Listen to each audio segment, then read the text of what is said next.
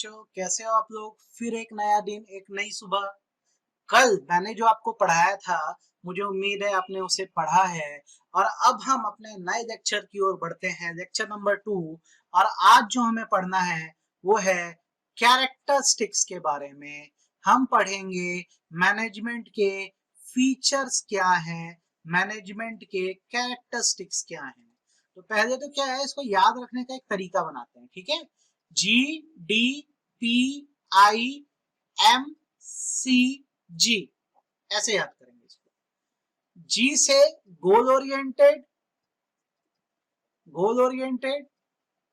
D से dynamic. P से pervasive. आई से इंटेंजिबल। एम से मल्टी डायमेंशनल।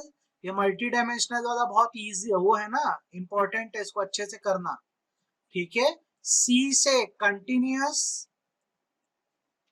और आखिरी में जी से ग्रुप एक्टिविटी।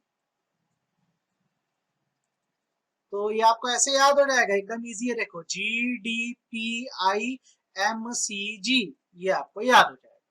अब इसको थोड़ा डिकोड करते हैं, अरे है क्या। तो सबसे पहला फीचर क्या है, management is goal oriented process, right. Goal क्या है, मैंने आपको बताया है, ऑब्जेक्टिव एक अल्टीमेट एम है। उसको अचीव करने के लिए आपको सारी मेहनत करनी है। तो मैनेजमेंट में जो भी एक्टिविटी आप कर रहे हो, आप क्यों कर रहे हो, ताकि आपका जो गोल है या एम है वो अचीव हो जाए। जैसे स्कूल जब ओपन होता है, तो स्कूल में मेन एम ये है कि बच्चों को एक क्वालिटी एजुकेशन देनी होती है। हॉस्पिटल का मेन एम क्या होता है, हॉस्पिटल का मेन एम यही होता है कि लोगों को अच्छा ट्रीटमेंट मिलना चाहिए। सही बात है, गलत बात है। जिम का क्या एम होता है, जिम का एम होता है लोगों को फिट बनाना है। तो यार, जब मैं स्कूल खोलूंगा तो पढ़ाने के लिए तो खोला हूं ना, तो मेरा तो एम ही वही है कि सबको पढ़ाऊं अच्छे से। अगर मैं हॉस्पिटल चला रहा हूं तो मेरी तो आशा होगी ना सब लोग मेरा से मुस्कुराते हुए निकले। और ये जरूरी है यार, हॉस्पिटल से अभी तो मुस्कुराते हुए निकलना चाहिए, है ना। बंदर निकला देखो ये। तो ट्रीटमेंट, जिम में इंसान फिट होने जाता है, सलमान खान बनने जाता है, जॉन अब्राहम बनने जाता है। तो मैनेजमेंट को गोल ओरिएंटेड बेटा इसीलिए बोला जाता है, क्योंकि यहाँ पे जो भी किया जाता है इसलिए ताकि जो एम है वो बुलजाय अचीव हो सके। आप जो स्टूडेंट हो क्लास 12th में क्यों पढ़ रहे हो अभी, क्योंकि आपका एक एम है 12th को 100% मार्क्स लाकर क्या करना। और 100% मजाक नहीं आ सकता है ना। तो 100% मार्क्स लाके पास करना है आपका एम है, आप इसलिए तो पढ़ रहे हो। तो ये पहला फीचर समझ आ गया होगा अच्छे से भैया। अगर इससे ऑब्जेक्टिव क्वेश्चन आए, अभी दूंगा, बताना बना पाओगे कि नहीं बना पाओगे। मैं शीट अटैच कर दूंगा वीडियो के साथ, हर फीचर के साथ क्वेश्चन है, बना के देना मेरे को। पहला फीचर हो गया।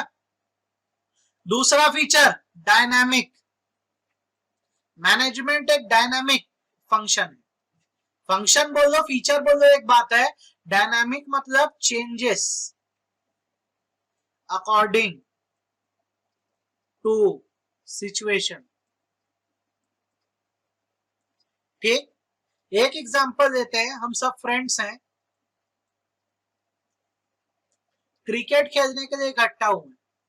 कितने लोग हैं, 1 2 3 4 5 6 7 लोग, 8 9 10 11 11 लोग, एक एम्पायर बना देंगे, ठीक है।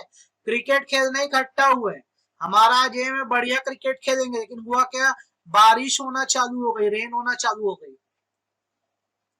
तो क्या हम सब अपने अपने घर चले जाएं? नहीं भाई, हम हमेशा पॉजिटिव सोचते हैं। बारिश हो गई तो क्या, हम शुरू कर देंगे खेलना फुटबॉल, क्योंकि बारिश में सबसे बेस्ट गेम तो यही होता है क्या। तो आप इस चीज को सीखो, और पबजी मत खेला करो, बकवास है, पता है। तो बेसिकली क्या है, डायनामिक मतलब होता है कि मैनेजमेंट की जो एक्टिविटी है वो सिचुएशन के हिसाब से क्या होती है बेटा, चेंज होती है, याद रखना। जैसी सिचुएशन चीजों को वैसे ही आपको मैनेज करना होता है। आज अगर ये कोविड की प्रॉब्लम नहीं आई होती तो हमारी फिजिकल क्लास चल सकती थी, लेकिन क्योंकि अब आ गई है तो क्लास तो बंद नहीं कर सकते ना। तो हमने क्या स्टार्ट कर दिया, ऑनलाइन क्लास स्टार्ट कर दी, सही बात है। तो देखो मैनेजमेंट कितना डायनामिक है, जैसी सिचुएशन हम वैसे ही क्या होते हैं, बदल जाते हैं। ठीक, तो आपको मैंने अभी दो फीचर बता दिए बेटा, मैंने आपको गोल ओरिएंटेड का मतलब बताया, मैंने आपको डायनामिक का मतलब बताया। अब तीसरा हम आते हैं, तीसरा कहलाता है परवेसिव। परवेसिव मतलब होता है हर जगह, एवरीवेयर। इसको ओमनी प्रेजेंट भी बोलते हैं भैया, हर जगह, जैसे भगवान हर जगह है ना, मैनेजमेंट भी हर जगह। अब कोई भी ऑर्गेनाइजेशन उठा लो, कोई भी ऑर्गेनाइजेशन उठा लो, चाहे वो प्रॉफिट मेकिंग हो, चाहे वो नॉन प्रॉफिट मेकिंग हो, हर जगह क्या होता है, चीजों को तो मैनेज करना है। आज जितना मैनेजमेंट रिलायंस इंडस्ट्रीज लिमिटेड को अपने एम्प्लॉइज के पीछे करना पड़ता है या अपने टास्क में करना पड़ता है, उतना ही मैनेजमेंट साईं मंदिर में भी तो लगता है ना भाई। जब इतने सारे दर्शनार्थी आते हैं, दर्शन करने आ देते हैं, उसका लंगर लगता है थर्सडे को, सब चीज मैनेज करनी होती है। तो मैनेजमेंट तो हर जगह है, चाहे वो ऑर्गेनाइजेशन प्रॉफिट मेकिंग हो, चाहे वो organisation not for profit making हो, फर्क नहीं पड़ता। हर जगह आपको क्या करना होगा, चीजों को मैनेज करना होगा। ठीक है, कितने फंक्शन हुए, goal oriented, dynamic, pervasive. Next function जो है वो है इंटेंजिबल।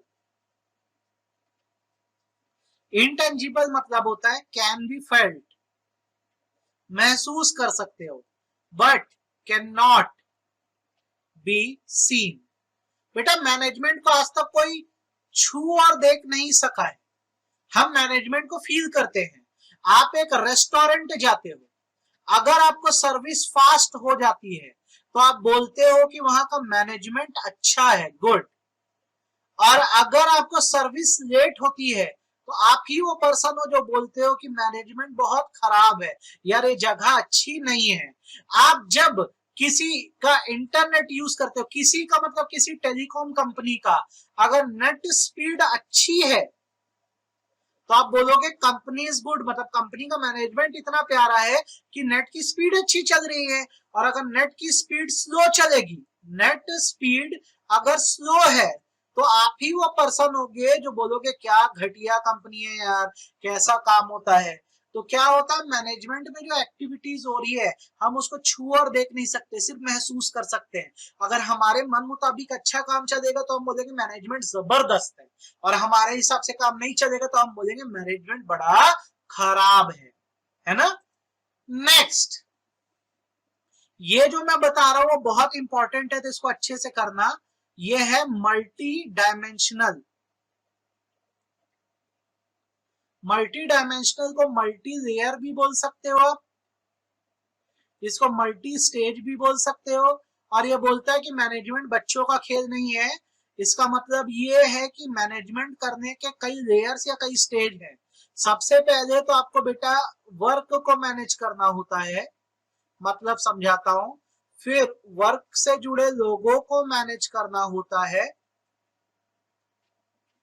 फिर आपको डेली बेसिस पर देखना होता है लोग ढंग से काम कर रहे हैं कि नहीं कर रहे हैं। जैसे एक एग्जांपल लेते हैं, मैंने स्कूल ओपन किया तो मुझे यहाँ पर फोकस करना होगा कि एजुकेशन सिस्टम क्या होना चाहिए, मैं उसको मैनेज कर दूंगा। तो वो क्या हो गया, मैनेजमेंट ऑफ वर्क हो गया। अब जब एजुकेशन की बात आएगी तो टीचर भी चाहिए, तो स्कूल में बेस्ट टीचर होने चाहिए। तो जो स्कूल का मैनेजमेंट है बेस्ट टीचर को ढूंढ के लाएगा, तो ये मैनेजमेंट ऑफ पीपल हो गया। अब ये देखना कि ये जो बेस्ट टीचर है, ये जो बेस्ट टीचर है ये बेस्ट एजुकेशन दे रही है कि नहीं दे रही है, या बेस्ट एजुकेशन प्रोवाइड कर रहे हैं कि नहीं डेली बेसिस पर, ये मैनेजमेंट ऑफ ऑपरेशन हो गया। तो देखो तीन स्टेज, काम को पहचानना। हॉस्पिटल जाते तो क्या होता है, यही अगर यही हॉस्पिटल होता तो यहाँ पे ट्रीटमेंट की बात आती। यहाँ पर क्या चाहिए होता है आपको, गुड डॉक्टर। और डेली बेसिस पर आपको रिव्यू करना होता कि ये डॉक्टर सही ट्रीटमेंट कर रहे हैं कि नहीं। तो मैनेजमेंट ऑफ वर्क, उससे जुड़ा मैनेजमेंट ऑफ पीपल, उसके बाद आया मैनेजमेंट ऑफ ऑपरेशन। कितना देखो सिंपल है ना। नेक्स्ट उसके बाद जो आता है वो हमारा आता है कंटिन्यूअस। मैनेजमेंट एक कंटिन्यूअस एक्टिविटी है। मैंने आपको बताया मैनेजमेंट प्रोसेस में चलता है, शुरू होता है प्लानिंग से, फिर ऑर्गेनाइजिंग, फिर स्टाफिंग, फिर डायरेक्टिंग और आखिरी में कंट्रोलिंग, फिर प्लानिंग। तो ये सर्कल कभी नहीं रुकता बेटा, ये चलता रहता है। आज आप क्लास 12th में हो, आज आप क्लास 12th में हो, तो आपकी सारी प्लानिंग किस हिसाब से, क्लास 12th के सब्जेक्ट किस हिसाब से, account, eco, BST, class 12th के आप उस हिसाब से टीचर से पढ़ रहे हो, आप स्टडी करते हो, टीचर आपको पढ़ाते हैं, आपका रिजल्ट आता है, आप रिजल्ट पे पास हो जाते हो। तो ये चीज अब यहाँ पर रुक थोड़ी रहेगी, पढ़ाई 12th के पढ़ाई रुक जाएगी। आपको फिर अब सोचना पड़ेगा कि आगे आप बीकॉम करोगे, सीए करोगे, सीएस करोगे, बीबीए करोगे। अब इसमें फिर वही सर्कल चालू हो जाएगा, planning, organising, staffing, directing, controlling, फिर प्लानिंग। ये तो जीवन भर चलता रहता है ना। तो मैनेजमेंट कंटिन्यूअस एक्टिविटी है, जो प्लानिंग से शुरू होती है, कंट्रोलिंग पे खत्म होती है, फिर प्लानिंग शुरू हो जाती है। उम्मीद है आपको मेरी बातें समझ आ रही है। देन उसके बाद नेक्स्ट फंक्शन जो आता है उसको बोलते हैं ग्रुप एक्टिविटी। आपको मैंने लास्ट लेक्चर में कुछ टर्म्स बताए थे, जैसे मैंने आपको टर्म बताया था ऑर्गेनाइजेशन। क्या मतलब बताया था ऑर्गेनाइजेशन का? जब बहुत सारे लोग मिलते हैं जिनकी सोच एक जैसी होती है, लाइक माइंड होते हैं, तो एक ऑर्गेनाइजेशन बनती है। याद रखना, एक सिंगल पर्सन इंडिविजुअल है, सिंगल पर्सन इंडिविजुअल है, अकेले ये टास्क नहीं कर सकता, अकेले टास्क नहीं कर सकता। अगर कभी कहीं ग्रुप की जरूरत है तो पूरा ग्रुप ही काम करेगा। जैसे क्रिकेट, एक इंसान खुद बोले बैटिंग कर लूंगा, बॉलिंग कर दूंगा, फील्डिंग कर दूंगा, तो नहीं कर सकता। 11 खिलाड़ियों की जरूरत होती है। इसमें कुछ बैट्समैन होते हैं, कुछ बॉलर होते हैं, एक कीपर होता है, 2 ऑलराउंडर होते हैं, और कैप्टन और वाइस कैप्टन रखा जाता है जो इनको कोऑर्डिनेट कर सके। तो जब भी किसी चीज को मैनेज करना हो, याद रखना, अगर ग्रुप एक्टिविटी है तो पूरा ग्रुप होना चाहिए। अगर ग्रुप में एक भी कम हो गया तो दिक्कत हो जाएगी।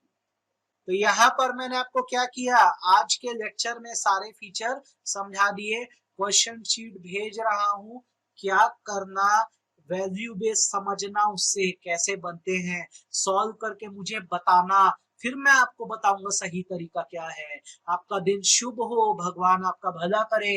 मुझे लग रही है बहुत भूख और मैं जा रहा हूं, बाय बाय।